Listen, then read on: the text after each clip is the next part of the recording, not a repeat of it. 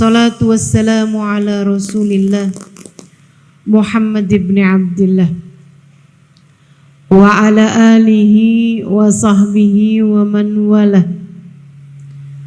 Subhanaka la ilma lana illa ma 'allamtana innaka antal alimul hakim. Rabbi shrah li sadri wa yassir li amri wahlul 'uqdatan min lisani yafqahu qawli, amma ba'du.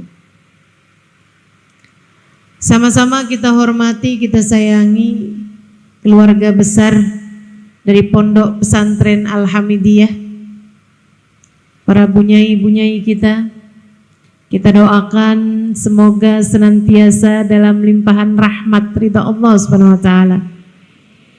Seluruh keluarga besar Al-Hamidiyah mudah-mudahan dipanjangkan umurnya, disehatkan badannya, dimudahkan urusannya, dikabulkan hajatnya, semakin dicinta Allah Subhanahu wa taala dan Rasulnya. Segenap ibu-ibu nyai, para pimpinan pondok pesantren, para pimpinan majelis ta'lim, para ustadzah yang mudah-mudahan senantiasa dalam keberkahan, serta tentu saja semua yang hadir di majelis ini, baik ibu-ibu, kakak-kakak, adik-adik, anak-anak, yang mudah-mudahan selalu dirahmati Allah, selalu disayangi Allah, selalu disyafaati Rasulullah, selalu dicintai Nabi besar Muhammad sallallahu alaihi wasallam, dan menjadi perempuan-perempuan yang kelak layak ada di belakang baginda kita Nabi besar Muhammad sallallahu alaihi wasallam di akhirat nanti insyaallah. Amin ya rabbal alamin.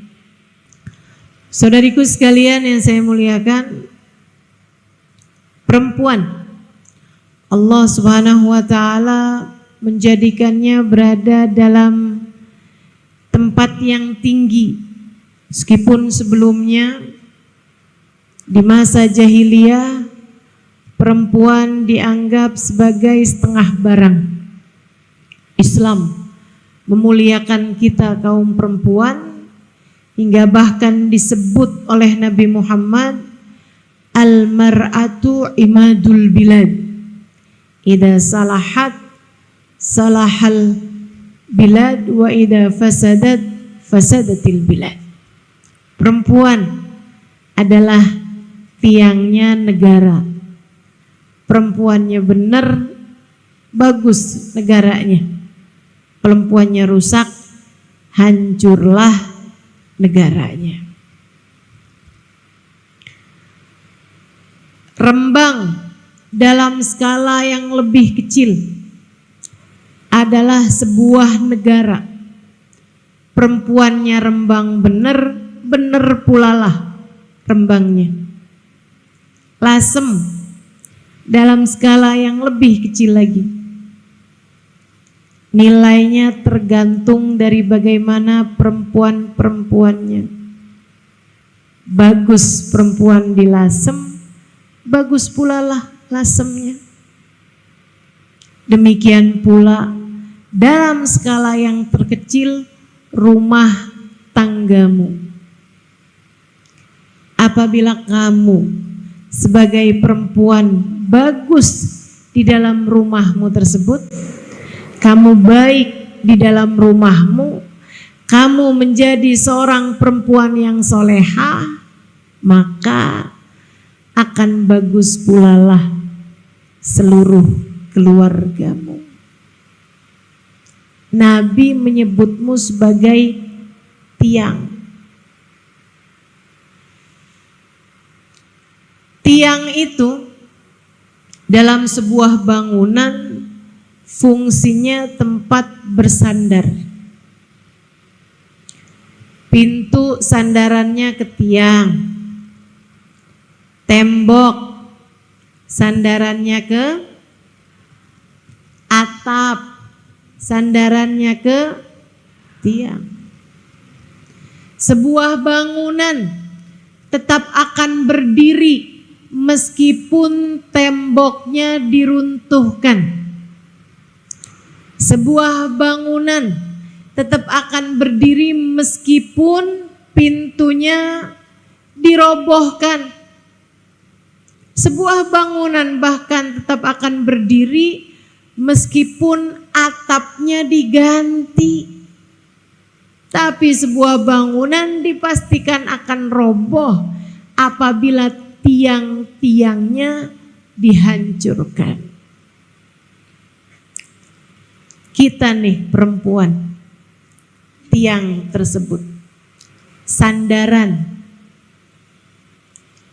bagi suami, sandaran bagi anak-anak perempuan. Subhanallah, Allah tuh sampai bikin, ini hasil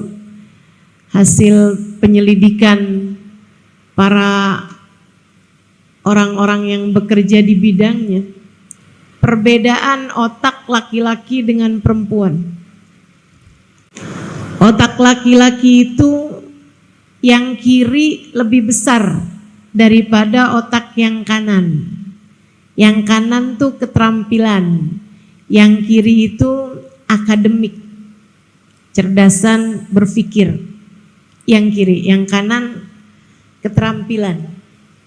Itu laki-laki otak kirinya lebih besar daripada otak perempuan.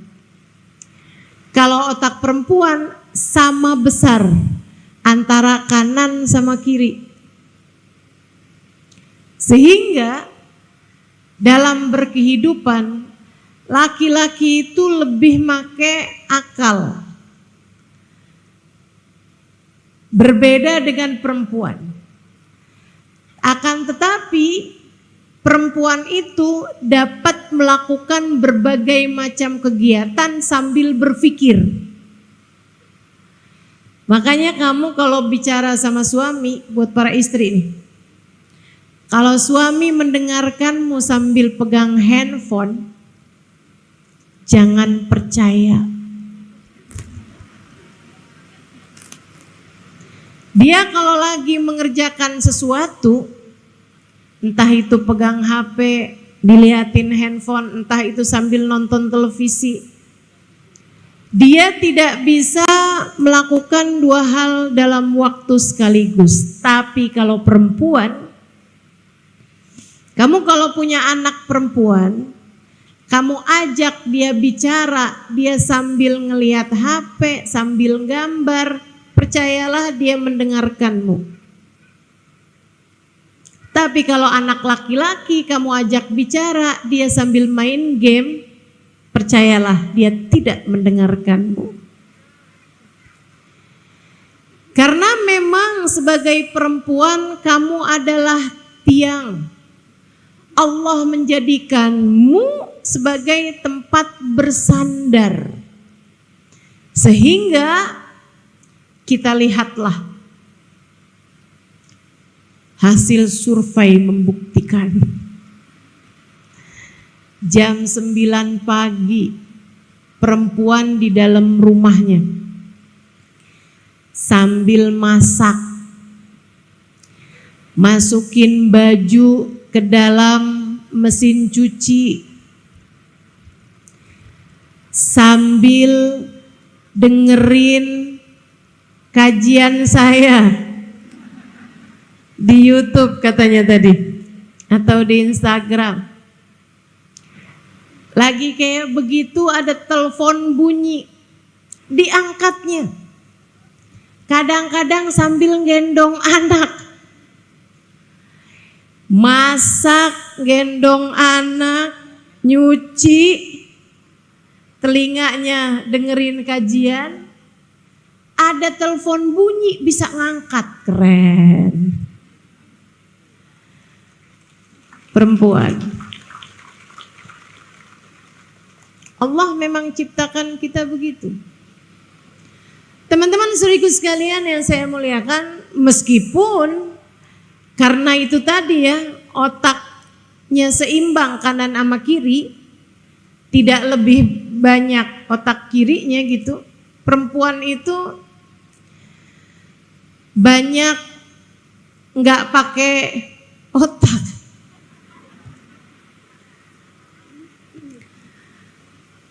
Berbagai urusan dia mengedepankan perasaan. Ya Allah. Saya pernah baca satu ucapan seorang ulama, perempuan andai tidak karena agamanya, dia akan menjadi seseorang yang dihancurkan oleh perasaannya sendiri. Betul?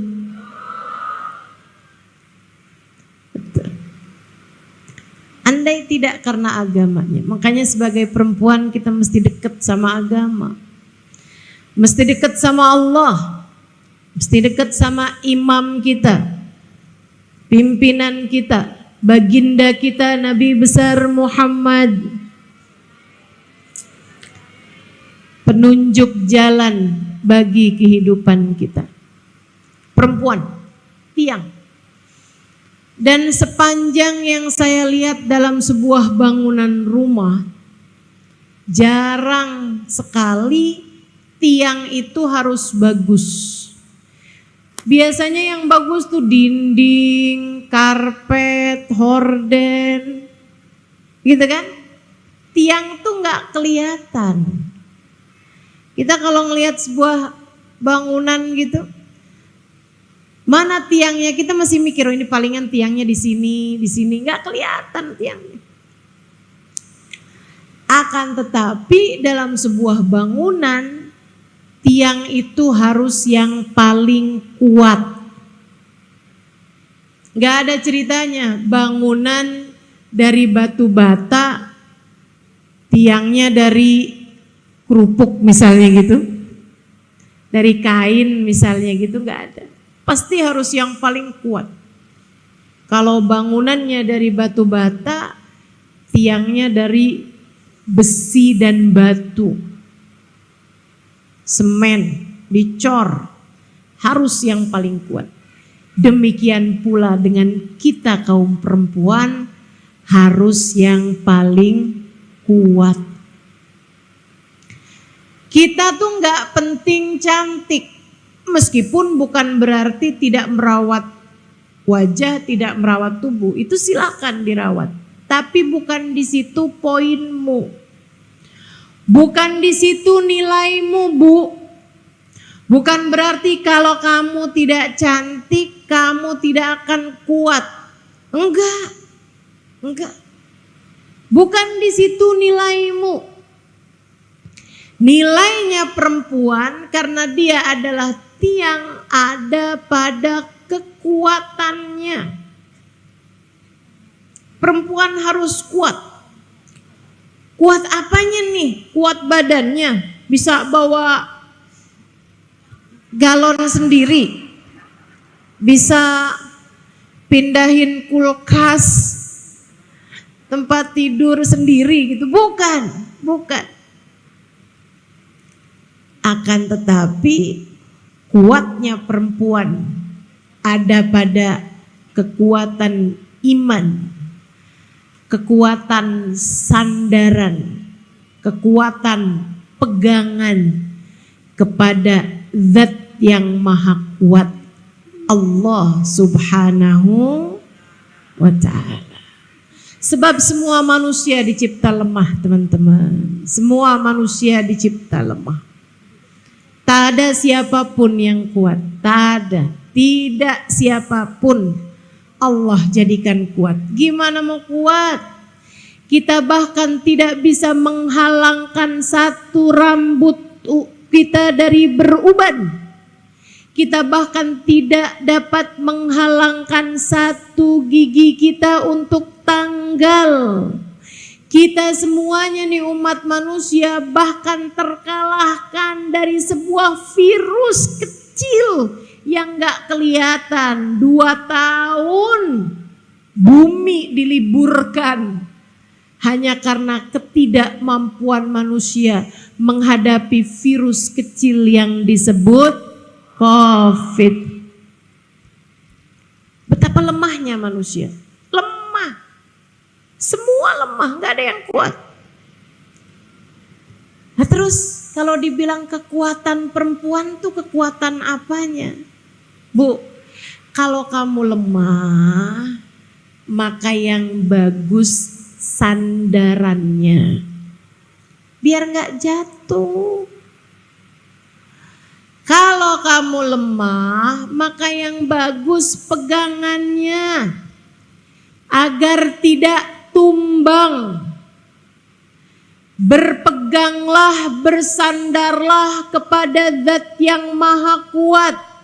Jangan andalkan kecerdasanmu, jangan andalkan ilmumu, jangan andalkan hartamu, jangan andalkan jabatanmu, bahkan jangan andalkan ibadahmu. Kita semuanya lemah, andalkan sajalah Zat yang paling kuat, Allah Subhanahu wa ta'ala. Dengannya kamu kuat, dengannya kamu sanggup melakukan apapun. Tanpanya kita lemah, tanpanya kita miskin, tanpanya kita tak berdaya. Allah yang dekat sama Allah. Bu, yang dekat sama Kak, yang dekat sama Dek, yang dekat sama Allah. Itu satu. Itu satu andalan kita dalam berkehidupan. Terhadap urusan mewujudkan generasi berkualitas. Apa yang bisa kita lakukan? Saudariku sekalian yang saya muliakan, semua hanyalah milik Allah Subhanahu wa ta'ala. Karenanya kita berusaha belajar buat jadi hamba seperti yang Allah mau, agar kita diberi apa yang kita mau. Saya udah tuliskan beberapa hal, syarat-syarat kalau ingin mewujudkan generasi berkualitas. Para ibu, silahkan dicatat untuk program pendidikanmu kepada anak-anakmu. Buat adik-adik juga, calon-calon ibu, kalau adik-adik ditambah nih, jangan mau nikah sama laki-laki yang gak mau mendekat kepada Allah, dek. Jangan mau nikah sama laki-laki gak sholat, dek. Jangan mau nikah sama laki-laki yang gak cinta sama Nabi Muhammad, dek. Kalau ada laki-laki sekaya apapun, seganteng apapun, sebaik apapun padamu, tapi gak mau sholawatan,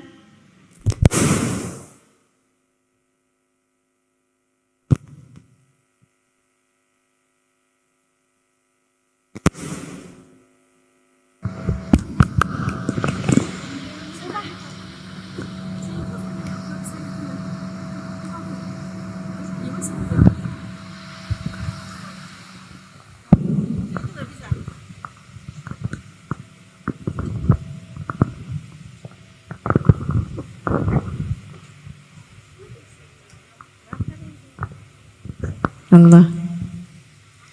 Iya, saya ulangi lagi ya. Jangan mau sama orang yang gak mau sama Allah, gak mau sama Nabi Muhammad. Gak usah terlampau banyak kriteria. Jangan terlampau punya banyak persyaratan untuk menikah dengan seorang laki-laki. Pokoknya dia baik agamanya, terjaga sholatnya, dan dia cinta kepada Nabi Muhammad. Bismillah. Bismillah. Tentukan tanggal pernikahan.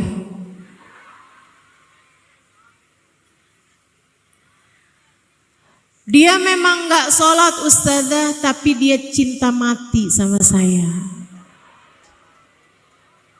Dia bilang dia tak sanggup hidup tanpa saya. Dek, yang diawali dengan tak mampu hidup tanpamu akan berakhir dengan tak sanggup lagi hidup denganmu. Cita-cinta yang begitu tuh namanya cinta mati. Kalau cintanya udah hilang tinggal matinya. Dah gak usah percaya memang begituan. Kenapa ustazah gak boleh nikah sama laki-laki yang gak sholat? Bukan gak boleh, jangan mau. Allah aja dia tinggalin, apalagi kamu.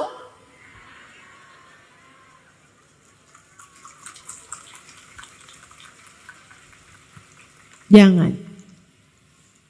Itu akan membentuk generasi nantinya. Lihat agamanya. Dan untuk mendapatkan laki-laki yang soleh, dek, kamu pantaskan dirimu menjadi wanita yang soleha. Insya. Nah kalau udah jadi ibu nih, pengen dapat menjadikan anak-anak kita generasi yang berkualitas, apa aja nih yang harus kita lakukan? Kekuatan tadi ini ya, kekuatannya berupa apa? Yang pertama, kamu harus punya ilmunya. Belajar, jangan berhenti belajar. Al-Quran, kitab panduan kehidupan kita, penuh berisi tentang tata cara membesarkan anak. Apa yang harus dilakukan, apa niatnya. Kata Allah Subhanahu wa taala dalam Al-Qur'an, dalam rangka mendidik generasi, menghasilkan generasi berkualitas.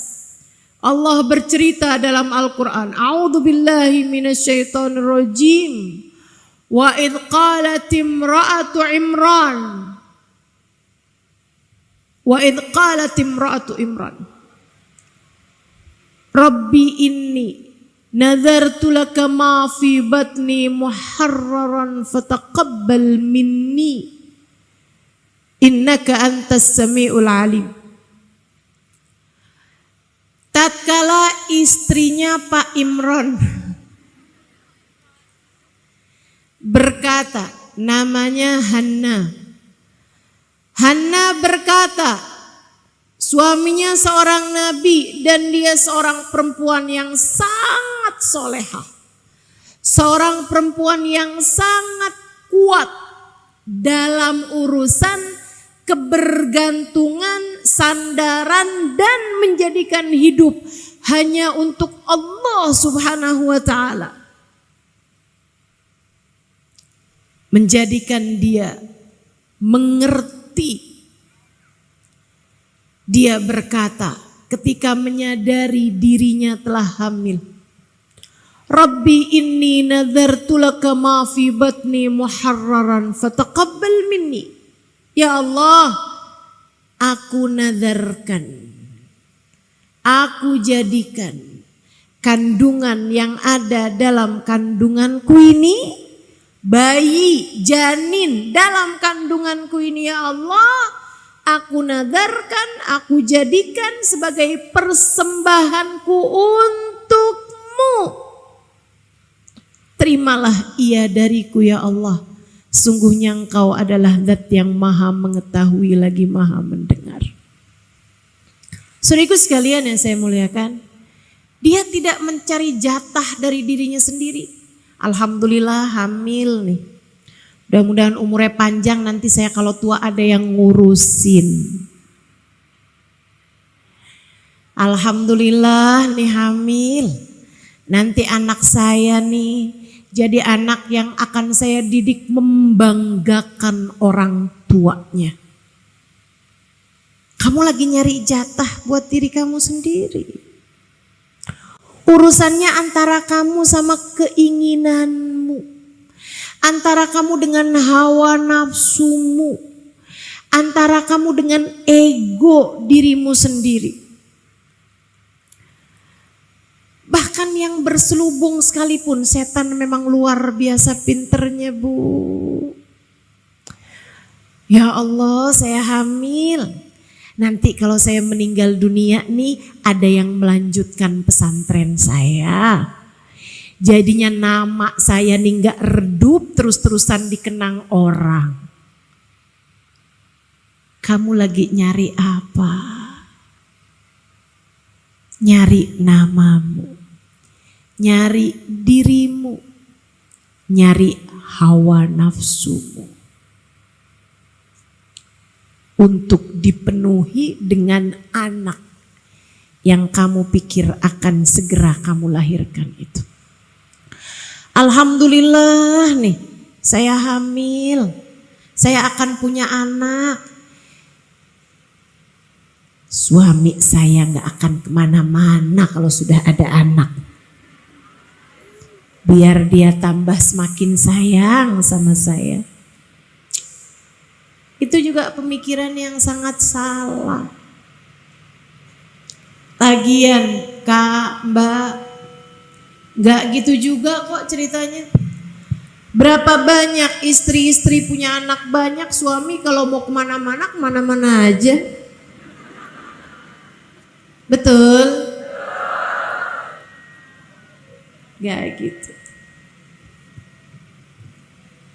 Saudariku sekalian yang saya muliakan, tapi belajar dari perempuan solehah ini, karenanya memang kita tuh mesti belajar, terus belajar dari perempuan-perempuan solehah. Untuk itulah jangan berhenti belajar. Apalagi sekarang nih zamannya smartphone. Jangan sampai handphonenya aja yang smart, kitanya enggak. Jangan sampai yang cerdas hanya HP-nya, yang megangnya tetap enggak cerdas juga. Manfaatkan yang ada untuk kita menuntut ilmu. Dengarkan kajian dari para ulama-ulama. Simak pembahasan-pembahasan dari orang-orang yang memang mengerti di bidangnya.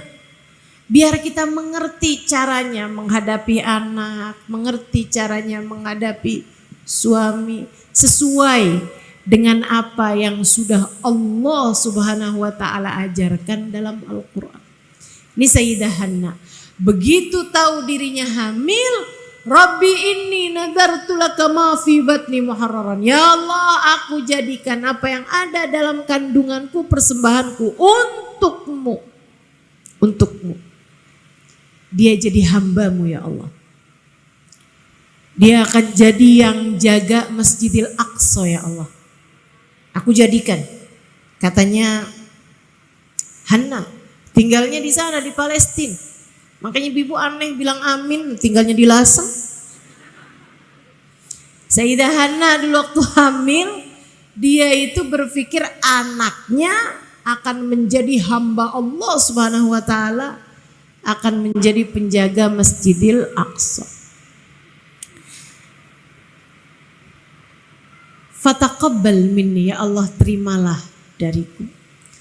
Sayyidah Hanna ketika bicara fataqabbal minni, ya Allah terimalah dariku, bukan asal doa tapi memantaskan diri.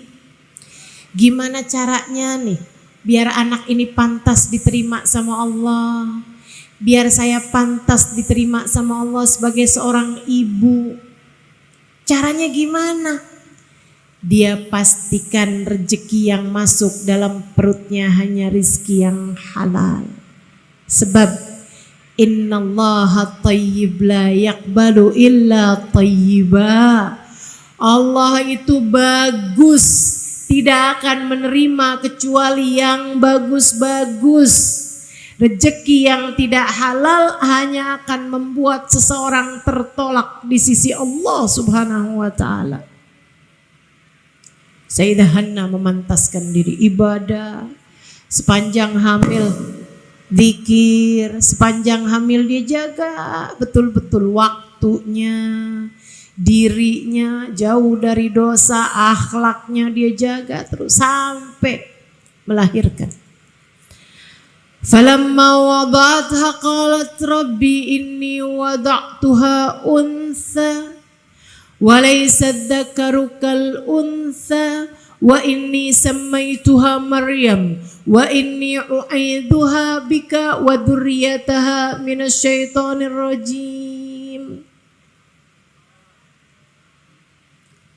Fataqabbalaha rabbuha biqabulin hasan wa ambataha nabatan hasana wa kaffalaha Zakaria kullama dakhala 'alaiha Zakaria al-mihrab wajada 'indaha rizqa qala ya Maryam anna laki hadha qalat huwa min 'indillah innallaha yarzuqu man yasha'u bighairi hisab. Hunalika da'a Zakaria rabbah. Kata Allah, falamma wada'atha, ketika Sayyidah Hanna melahirkan anaknya.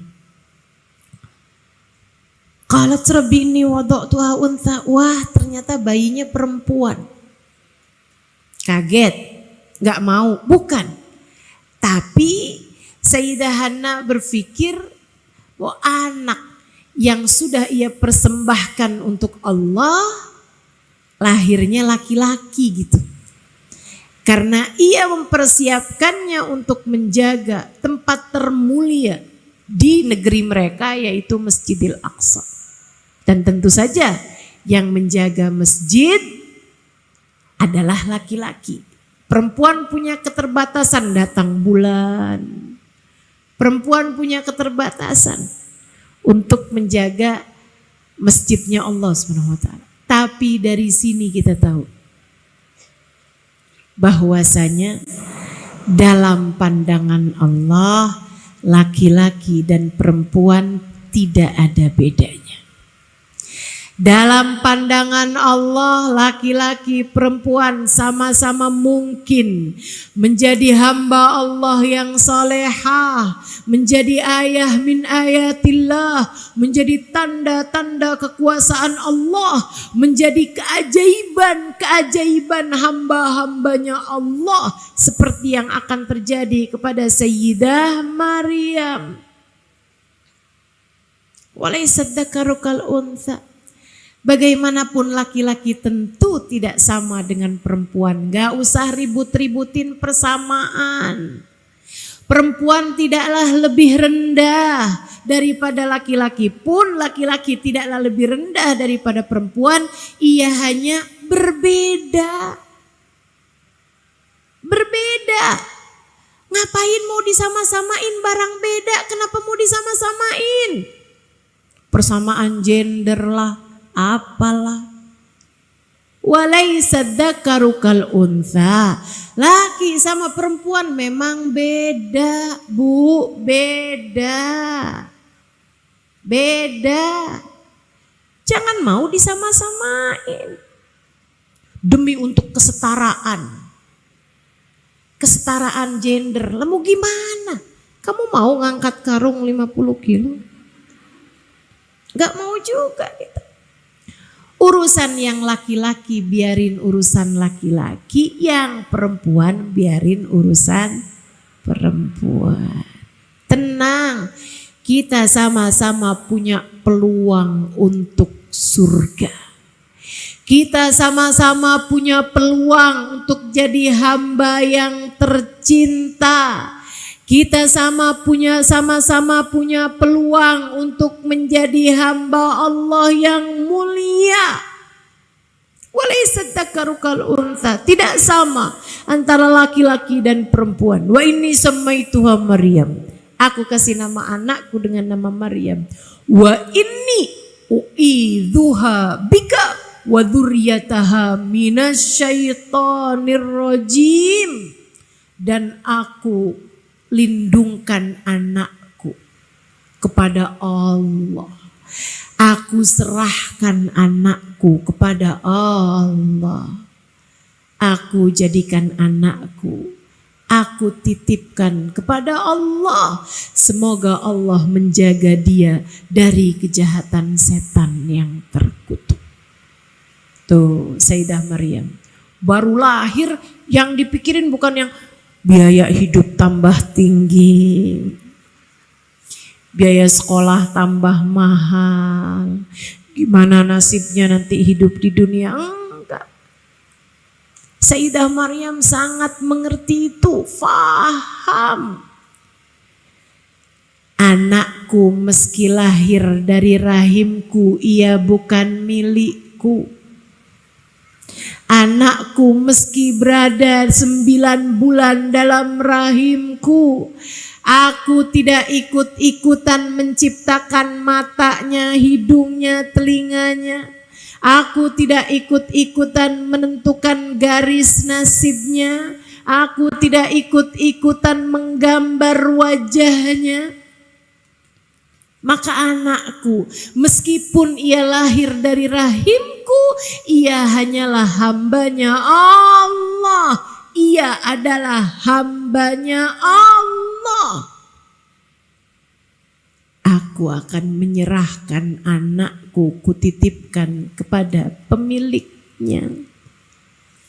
Karenanya, dari sejak lahir, sang anak sudah dititipkan kepada Allah.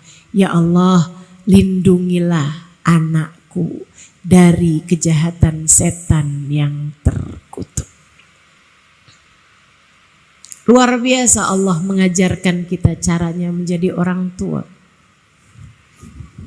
Di ayat yang berulang-ulang kita baca. Iya Ustazah, saya sering baca ayat itu tapi kok saya nggak mikir segitu ya. Karenanya perlu ilmu.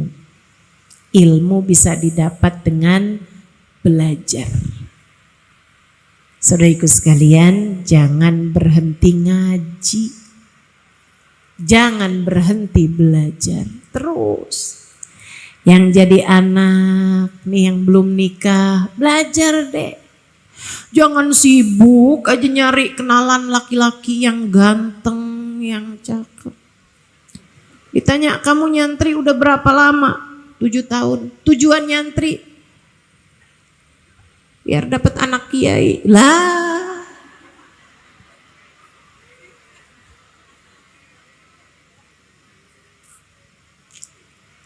Gak gitu. Gak gitu. Kamu mesti punya ilmu. Mesti punya ilmu. Dan saya santri sejati. Tadi dibilang motivator, enggak lah. Saya santri. 12 tahun saya nyantri. Terus belajar. 12 tahun saya tinggal di pondok pesantren.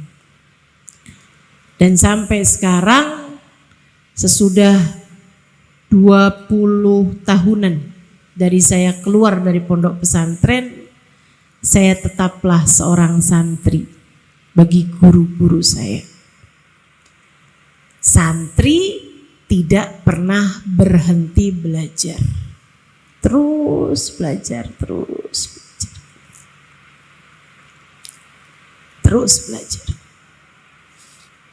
Belajar. Yang paling susah tuh belajar apa sih? Kalau saya sih ya paling susah tuh belajar ngadepin hati saya sendiri. Betul gak? Saya belajar 12 tahun. di pesantren 20 tahun di masa sesudahnya. Tidak ada yang lebih sulit saya hadapi selain rasa hati saya sendiri. Makanya mesti terus diajarin. Biar gak gampang suudzon, biar gak gampang ujub, biar gak gampang sombong. Masya Allah, susahnya luar biasa. Diingetin mahadis, diingetin nama ayat Quran, tetap aja emang bandelnya luar biasa. Kita punya hati dengan hawa nafsunya ini. Tapi beda orang yang terus belajar dengan orang yang tidak mau belajar. Kata Allah, la yastawil ladina ya'lamuna wal ladina la ya'lamun. Enggak sama antara orang yang ngerti berilmu dengan orang yang tidak berilmu. Maka modal utamamu untuk melahirkan generasi yang berkualitas nomor 1 adalah ilmu. Teruslah belajar, teruslah berguru kepada para ulama-ulama yang memiliki sanad ilmu bersambung sampai kepada baginda Nabi besar Muhammad sallallahu alaihi wa ala alihi wa sahbihi wasallam. Mudah-mudahan kita doakan para ulama-ulama kita dipanjangkan umurnya, disehatkan badannya, ditambahkan kesabarannya, sehingga dapat terus-terusan mendidik kita insya Allah sebagai umat Nabi mereka, baginda Nabi besar Muhammad sallallahu alaihi wasallam insya Allah. Amin ya rabbal alamin. Ilmu pertama. Yang kedua, takwa. Kamu ingin melahirkan generasi yang berkualitas, anak-anakmu jadi orang-orang yang berkualitas. Kualitas itu adanya pada takwa. Wa khairaz zad takwa. Sebaik-baik bekal dalam kehidupan adalah takwa. Walibasut taqwa dzalika khair. Pakaian ketakwaan itulah yang terbaik untuk kamu kenakan dalam kehidupanmu di atas muka bumi ini. Takwa. Apa itu takwa? Kerjain perintah Allah, jauhi dosa-dosa. Kamu pengen punya anak-anak yang soleh-solehah, kamunya sebagai ibu harus solehah. Itu yang disampaikan oleh ibunda guru kami Hubabah Zahra. Saya punya guru, salah satunya Sayyidil Habib Umar bin Hafid, guru saya. Saya pernah mondok di Sarang. Ini Ning Iing, ketua pondok semasa saya ada di Sarang, di Al Anwar, Sarang Rembang.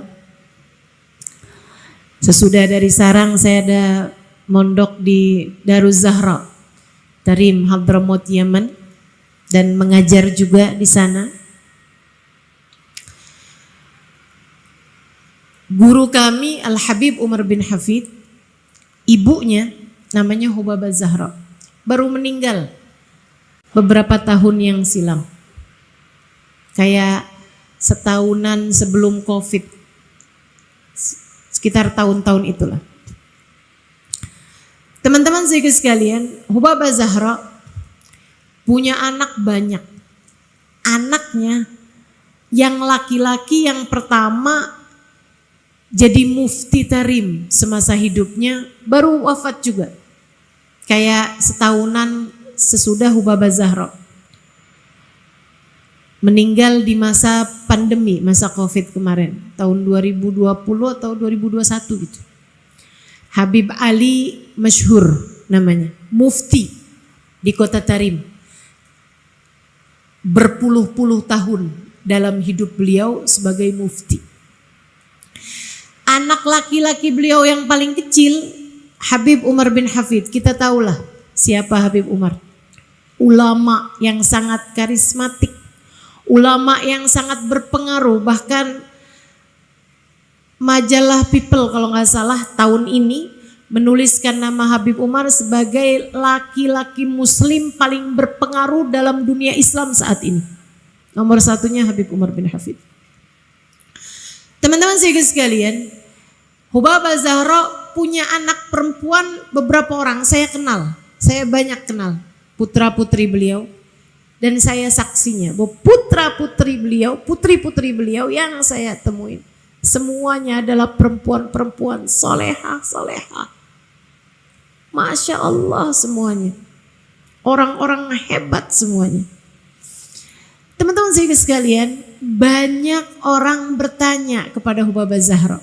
Hubabah Zahra salah satu dari perempuan yang saya menganggapnya juara dalam urusan kesabaran. Suaminya diculik berpuluh tahun yang lalu. Di masa Habib Umar masih umur 10 tahun. Diculik oleh kaum Syuyu'i. Kalau di kita PKI ya. Membunuh-bunuhi para ulama, salah satunya ayahandanya Habib Umar bin Hafid. Akan tetapi teman-teman, bersama dengan kehidupan yang sangat berat beliau jalani sebagai seorang istri yang suaminya diculik.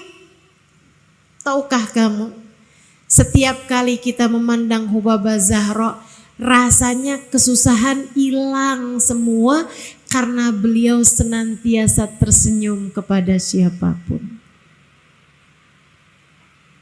Ini perempuan kuat nih. Kenapa bisa begitu kuat? Kuat sandaran sama Allahnya, kuat pegangan sama talinya Allah. Dia laksanakan semua perintah-perintah Allah. Dia tinggalkan semua larangan-larangan Allah. Jauh dari dosa-dosa. Hidupnya dekat sama Allah Subhanahu wa taala. Ahli ibadah kepada Allah. Hubabah Zahra satu hari ditanya, Hubabah nih punya anak solehah. Anak Hubabah Habib Umar bin Hafid, Habib Ali masyhur, Masya Allah Hubabah, Masya Allah. Gimana sih caranya Hubabah biar punya anak kayak begitu? Pinter-pinter, manfaat-manfaat ilmunya. Jadi cahaya yang menerangi. Bukan hanya di kota Tarim, bukan hanya di provinsi Hadramut, bahkan bukan hanya di negeri Yaman. Bahkan cahayanya bisa sampai seluruh dunia kayak ikut tercahayakan dengan cahayanya Habib Umar bin Hafid. Kok bisa Hubabah punya anak sampai kayak begitu gitu? Gimana caranya nih? Kita nih kepengen anak kita juga jadi anak yang soleh, jadi anak yang ilmunya manfaat gitu. Katanya beberapa perempuan datang kepada Hubabah Zahra. Beliau tanya, kamu punya anak? Iya Hubabah, ada anak saya Hubabah. Kamu pengen punya anak yang soleh? Iya Hubabah, pengen punya anak yang soleh. Yang rajin sholat. Iya Hubabah bener rajin sholatnya. Seneng baca Quran. Iya Hubabah bener yang kayak begitu anak saya. Kamu pengen punya anak baik hatinya. Iya Hubabah baik hatinya. Bermanfaat sama manusia. Kamunya bagaimana?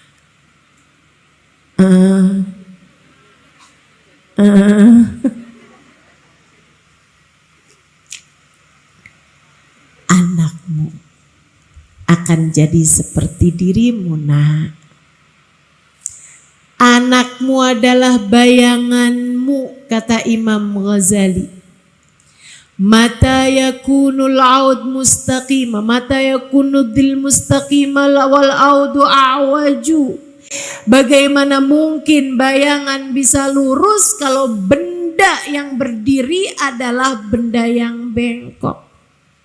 Maka kamu kalau pengen punya anak yang soleh, pengen punya anak yang soleha, solehahkan pulalah dirimu.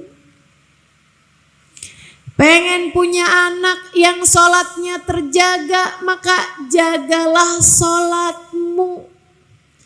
pengen punya anak yang bagus hubungannya sama Allah, bagus hubungannya sama Nabi Muhammad, maka kamu perbaikilah hubunganmu dengan Allah, perbaikilah hubungan hatimu dengan Nabi Muhammad. Sebab anak hanya akan menjadi seperti orang tuanya. Solehahkan dirimu, anak-anakmu akan menjadi solehah sepertimu. Itu yang kedua, namanya takwa. Pengen punya anak generasi yang berkualitas, maka tingkatkan pula lah kualitas hidupmu. Yuk belajar, sama-sama bergerak menuju kebaikan, insya Allah. Hubabah Zahra nih, saya di masa pandemi karena nggak banyak majelis yang ditutup di Jakarta, sehingga saya menulis buku. Di masa pandemi saya selesai 4 buah buku. Ada terjemahin kitab Ayyuhal Walad, Wahai Anakku, karyanya Imam Ghazali. Ada bikin quote-quote bergambar, judulnya Kata Kita.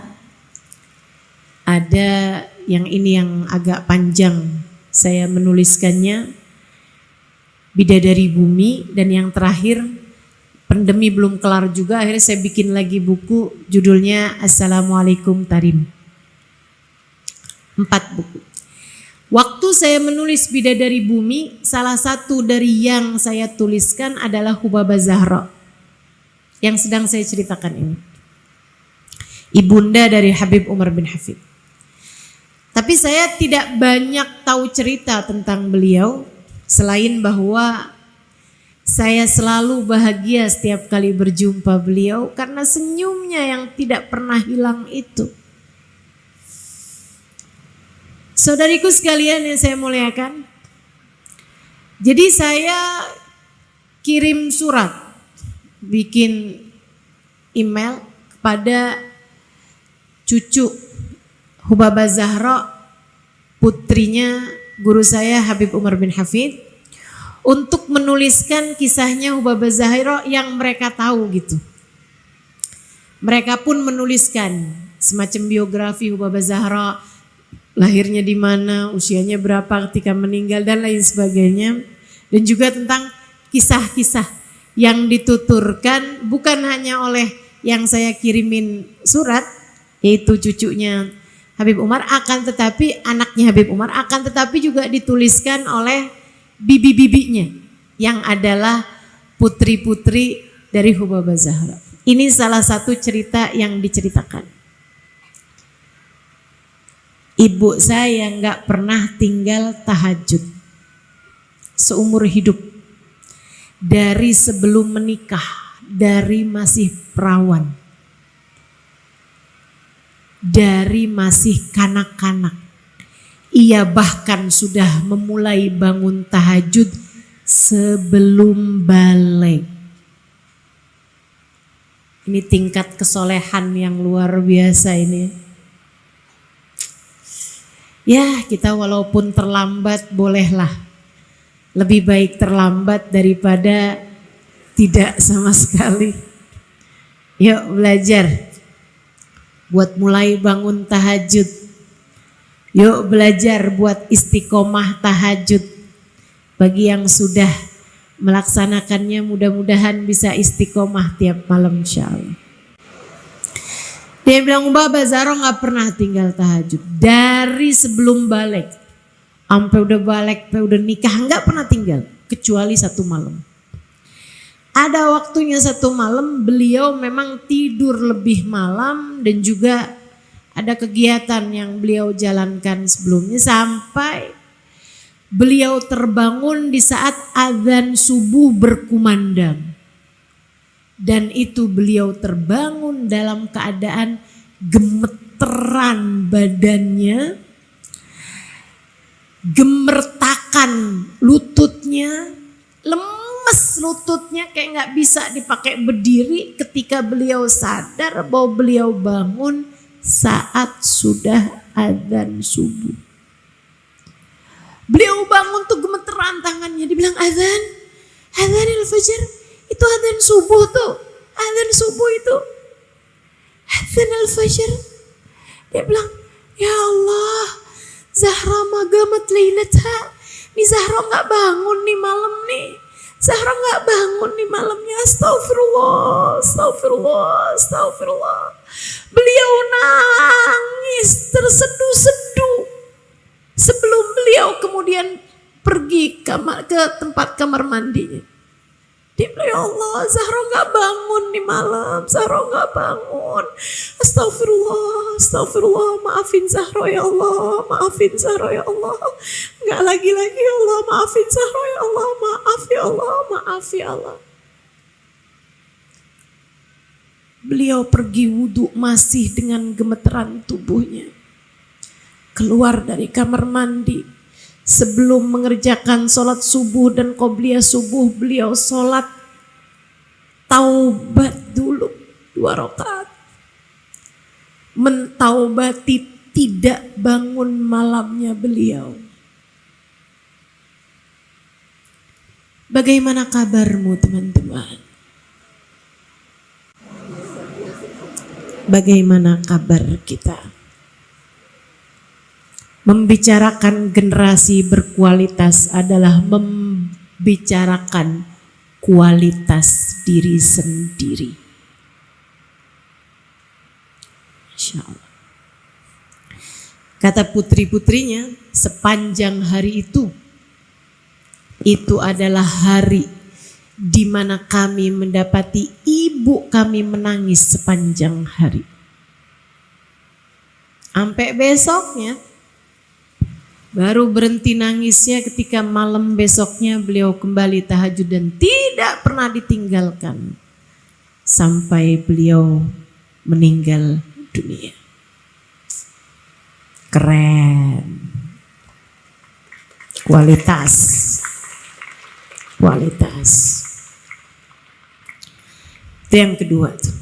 Yang ketiga, kalau kamu ingin melahirkan generasi yang berkualitas, kamu harus menghadapi anak-anakmu dengan penuh kasih sayang.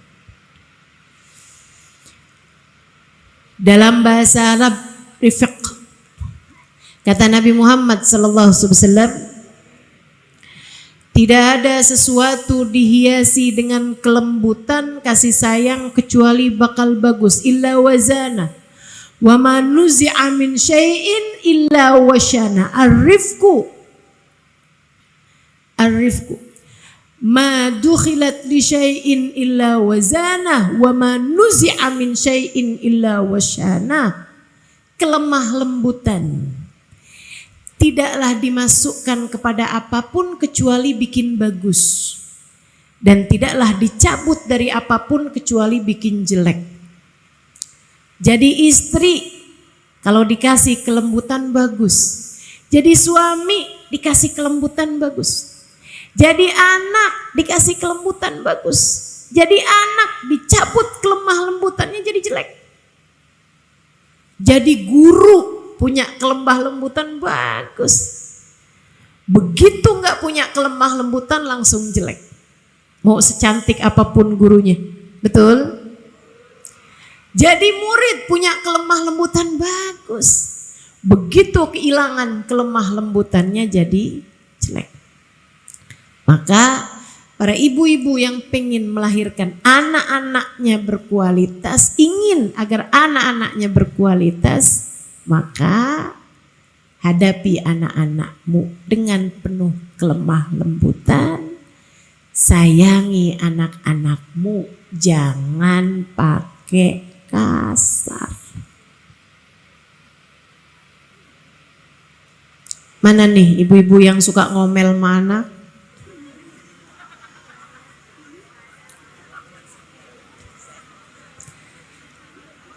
Ibu saya baru meninggal dunia. setahun yang lalu, bulan November, setahun sebulan dari sekarang.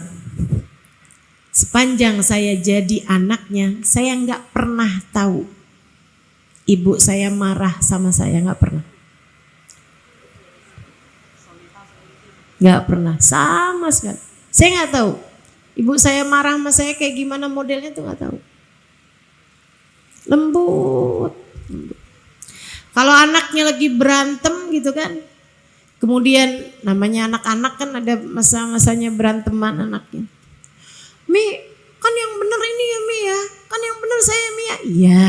Dan anak yang satu lagi datang, Mi kan yang bener saya Mi. Iya. Diiyain aja semua mau Mi saya.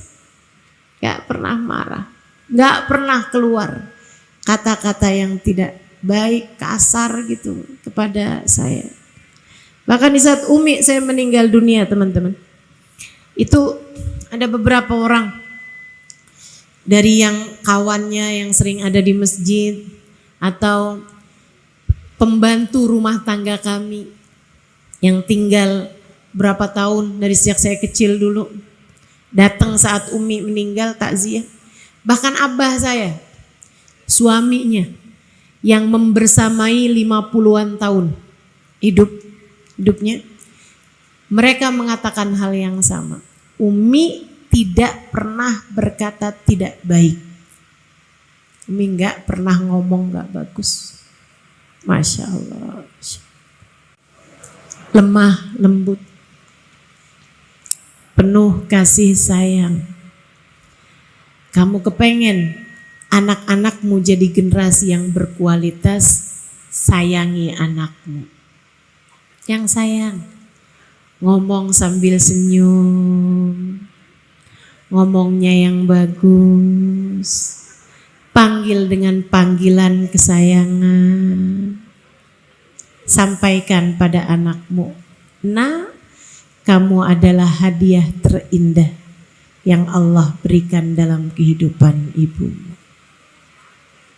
Pernah ngomong begitu? Iya. Padahal sebenarnya iya bukan? Siapa di antaramu yang gak sayang sama anak? Gak ada. Saya yakin semua ibu sayang sama anaknya. Saya yakin semua ibu cinta sama anaknya. Kamu bahkan sudah cinta padanya. Jatuh cinta padanya di awal kali kamu melihatnya. Pertama kali ia kamu gendong dalam peganganmu, dalam gendonganmu. Tidakkah kamu jatuh cinta padanya? Seseorang yang kamu bernafas bersama dengannya dalam satu hembusan nafas. 9 bulan ia berada dalam rahimmu teman-teman. Nafasnya adalah nafasmu. Rezeki yang ada dalam tubuhnya, anggota tubuhnya terbentuk dari yang kamu makan. Kamu masukkan dalam mulutmu. Bagaimana kamu tidak cinta padanya? Kamu cinta padanya, saya yakin. Masalahnya hanya gengsi untuk kamu bisa menyampaikan hal itu kepada anak-anakmu. Sampaikan. Sampaikan. Sampaikan. Yang jadi anak juga jangan gengsi. Buat bilang sama ibunya, saya sayang sama ibu.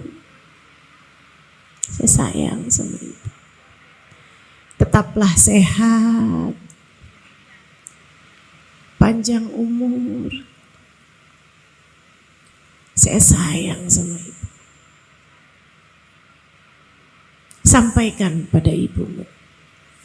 Nanti kalau ibunya udah gak ada, takut nyesel. Betapa kamu sebenarnya sangat menyayanginya. Tapi kamu tidak pernah menyampaikannya. Yang jadi ibu juga, sampaikan pada anak-anakmu. Sampaikan. Itu sunnah. Nabi menyampaikannya. Ma anak-anaknya. Nabi menyampaikan, Fatimah, bid'atun minni, kata Nabi. Separuh aku Fatimah. membahagiakan hatiku apapun yang membahagiakan hatinya, menyedihkan hatiku apapun yang menyedihkan hatinya. Masya Allah. Yuk, penuh kasih sayang, berlemah lembut, pegang tangannya, cium keningnya, dekap ia. Sayangi anak-anak. Itu syarat mutlak untuk anak menjadi berkualitas. Saudariku sekalian yang saya muliakan, yang keempat, rezekinya mesti halal. Yang tadi saya sampaikan. Karena rezeki itu kayak bensin. Rezeki itu bahan bakar. Kalau bahan bakarnya bagus, hasilnya bagus. Modal, rezeki itu modal. Man akalal halal, kata Asyibli, man akalal halal ata'at jawarihuhu sya'am aba, wa man akalal haram asat jawarihuhu sya'am aba. Siapa yang masuk makanan dalam perutnya halal, anggota tubuhnya akan berbuat taat, mau atau tidak mau. Siapa yang makanan masuk dalam perutnya haram akan berbuat maksiat, anggota tubuhnya mau atau tidak mau. Kamu kepengen anak-anakmu menjadi anak-anak yang berkualitas, bagusin nafkah mereka. Bagusin makanan yang masuk dalam perut mereka. Gak terlalu enak, gak apa-apa, yang penting halal. Gak mahal, gak apa-apa, yang penting halal. Pastikan yang mereka kenakan dibelinya dari uang halal. Pastikan yang mereka makan didapat uangnya dengan uang yang halal. Bu, gak apa-apa kok. Gak punya yang berlebihan, gak apa-apa. Gak apa-apa. Saya sering sampaikan kepada teman-teman saya di mana-mana tempat. Sesedikit apapun rezeki yang kamu punya cukup untuk membiayai hidupmu, namun sebanyak apapun rezeki yang kamu punya gak akan cukup untuk membiayai gaya hidupmu. Maka kalau pengen hidup dalam keadaan tenang, jangan kebanyakan gaya. Gitu. Pengen punya ini, pengen punya itu, uangnya gak ada, sampai berani hutang riba. Pakai utang ke rentenir, haram, haram, haram. Kalau udah haram yang masuk dalam perut anakmu, haram yang masuk dalam perutmu, haram yang kamu kenakan, belinya pakai uang yang haram, anggota tubuhmu hanya akan berbuat dosa demi dosa. Susah, berat. Mau dipakai tahajud berat, mau dipakai ngafal Quran berat. Dah, rezeki yang halal, insya Allah. Rezeki yang halal, pastikan rezeki yang masuk adalah rezeki yang halal. Ustazah yang kerja suami saya, sampaikan kepada suaminya, Bang, Mas, jangan pernah berani-berani bawa rezeki yang tidak halal ke dalam rumah kita. Sebab kita punya hidup yang harus kita jalani dan akan berat mengerjakan ketaatan kalau kita membiayai kehidupan kita dari rezeki yang haram.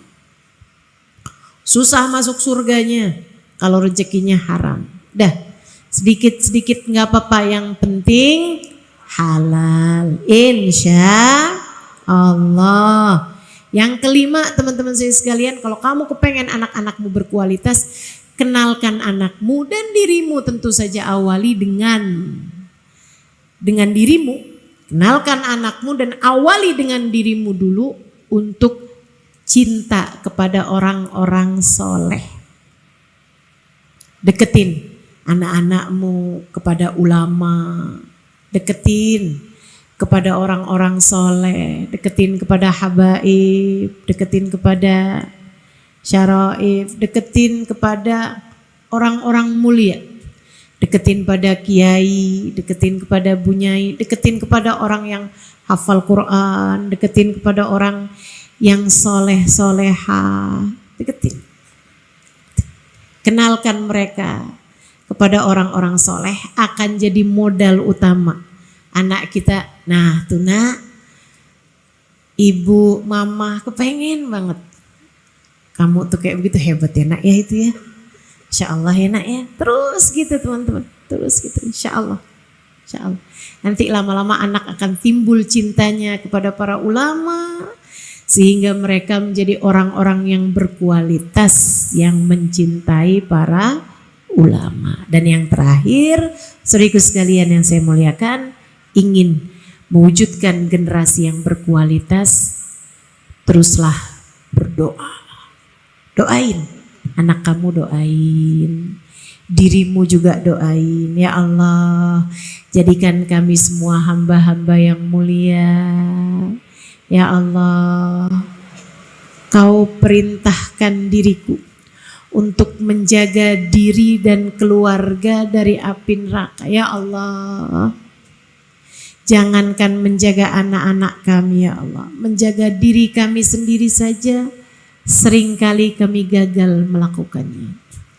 Kami mohon padamu ya Allah, bantulah kami untuk itu. Jagakanlah anak-anak kami ya Allah, sebagaimana Engkau telah menjaga anak-anak dan keturunan orang-orang yang soleh. Minta sama Allah, doa, terus doa, terus doa. Dan kita nggak pernah tahu doa kita kapan diijabah, tapi teruslah berdoa. Doain, anaknya doain. Anak saya ya Allah, kami dan seluruh keluarga kami ya Allah, jadikanlah calon-calon penghuni surga. Kumpulkan kami di surgamu ya Allah. Jagain anak saya ya Allah, jauhkan dari dosa-dosa. Jagakan anak saya ya Allah, dekatkan dengan kebaikan, dekatkan dengan orang-orang baik. Minta Bu, doa, doa. Doa itu lebih baik pakai bahasamu sendiri yang kamu ngerti, daripada pakai bahasa-bahasa yang lain tapi kamu sendiri gak ngerti. Gitu kan? Doa aja, doa. Sepertiga malam yang terakhir dalam sujud, doain anak-anakmu terus begitu, terus begitu. Insya Allah mudah-mudahan anak-anak kita jadi anak-anak yang soleh-soleha. Jadi orang-orang yang akan menjadi kebanggaan kita dunia hingga akhirat.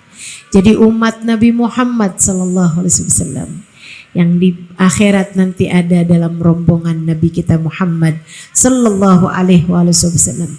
Rabbana dhalamna anfusana wa illam taghfir lana wa tarhamna lanakunanna minal khasirin.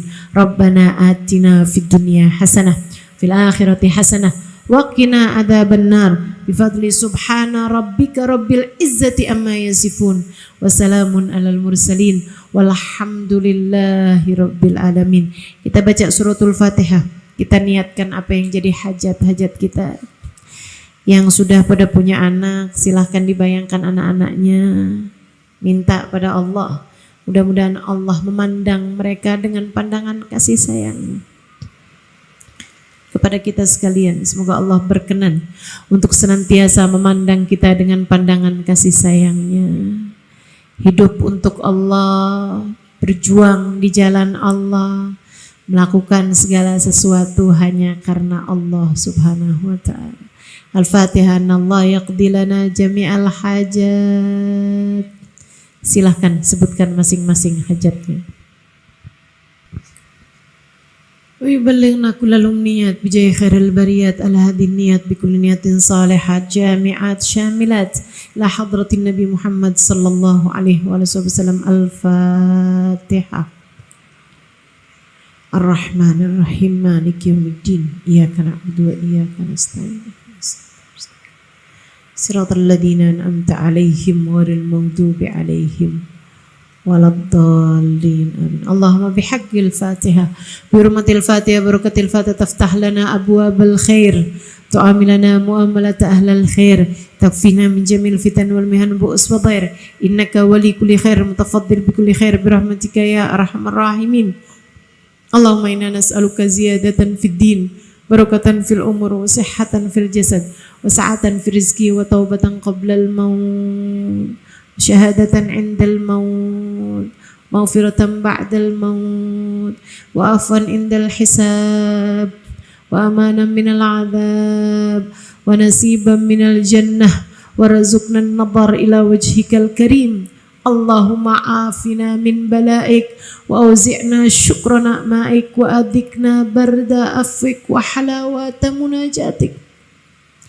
Allahumma ja'alna minal ibad alladhina yastami'una al-qawla fayattabi'una ahsanah. Allahumma rzuqna minal uquli awfaraha, wa minal adhani asfaha, wa minal a'mali azkaha, wa minal akhlaqi atyabaha, wa minal arzaki ajzalaha, wa minal afiyah akmalaha, minad dunya khairaha, wa minal akhirah na'imaha, bihaqqi sayyidina Muhammadin sallallahu alaihi wasallam.